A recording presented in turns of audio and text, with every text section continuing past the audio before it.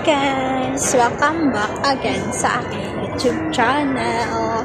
So for today's video, nako, may problema na naman ako guys. Alam niyo ba kung bakit? Kasi yung kasama ko na naman ang problema. Ay nako, pagpasok ko kasi lagi yan siya late. Ako laging maaga akong makakapagpahinga kasi nga yung alaga ko 8:30 kailangan ng patulugin. So pag pinapatulog ko yan, minsan aabot ng mga 9 na, hindi naman exactly na 8:30 yung makakatulog yung alaga ko.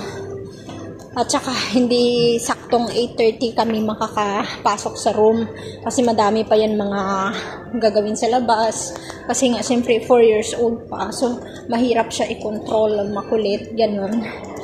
So minsan 9 nakakapagpahinga na nasa room na ako. Ang nangyari kasi pinagalitan na naman siya. Galing ako sa bathroom kasi nag-shower na nga ako.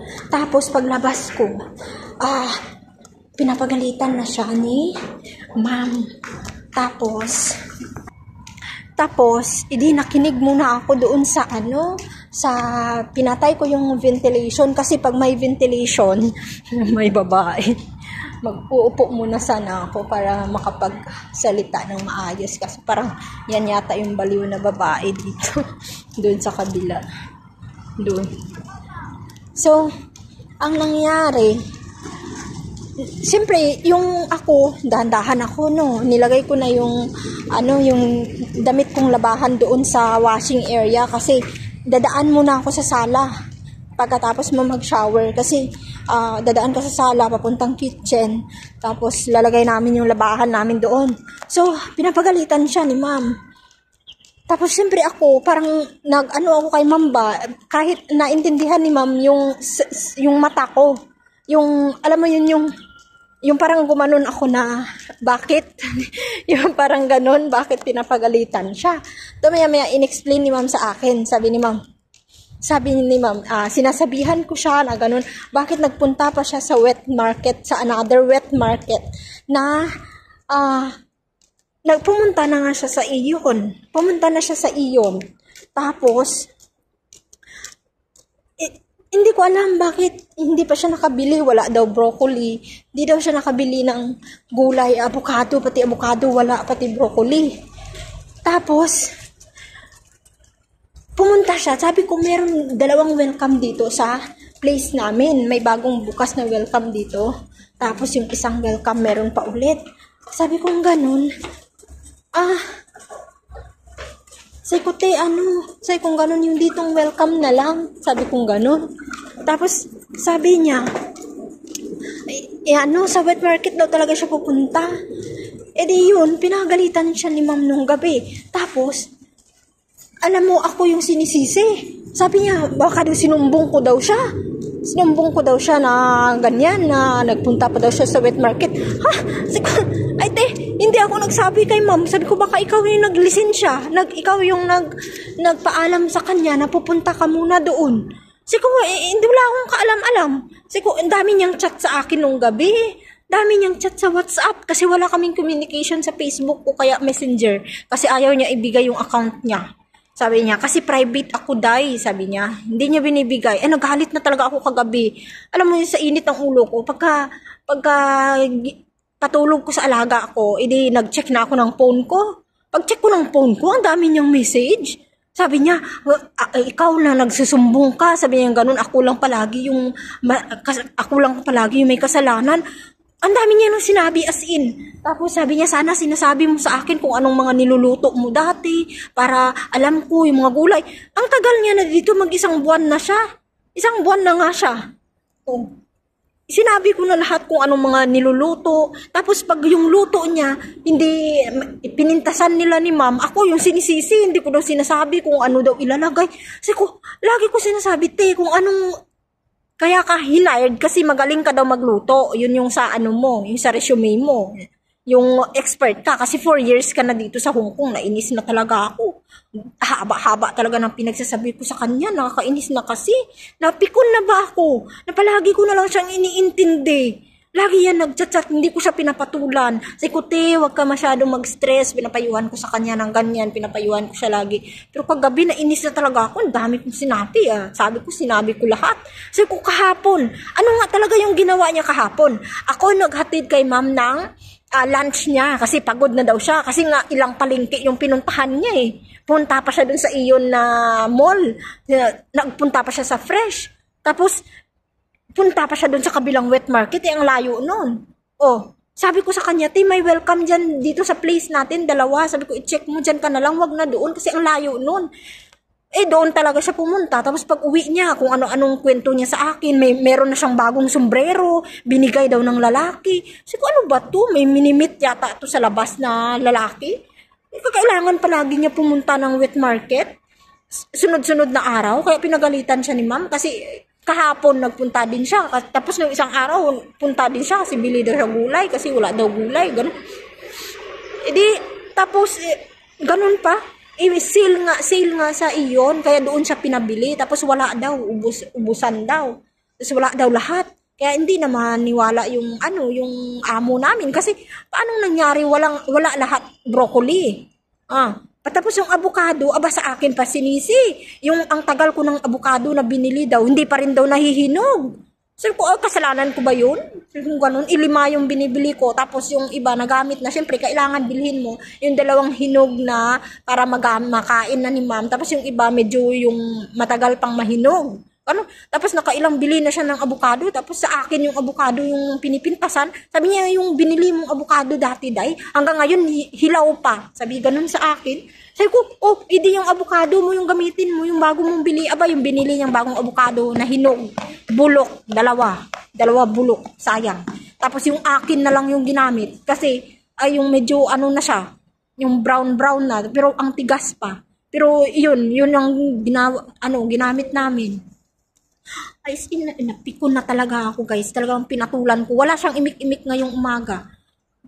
Hindi ko alam kung nababasa naman niya yung chat ko or ano. Sabi ko, te, hindi ko gusto na nag-aaway kita. Sabi ko, ayaw kong nag-aaway tayo. Sabi ko, ganun. Kaya nga, sabi ko, tapos sabihan pa niya ako, kasi kahapon, 6:00 na, hindi pa niya nahihiwa yung gulay, wala pa siyang nirutong soup. Tapos, anong oras na? Tapos magtatanong pa siya sa amo namin na kung magluluto ba ng soup. Sabi ko, hindi na kaya, te. Sabi ko, 6:30, dapat nakastart na magluto kasi kakain na sila. Sabi ko, dito na si ma'am. Pag dating yan ni ma'am, dapat naka-ready na. Sabi ko, ganun.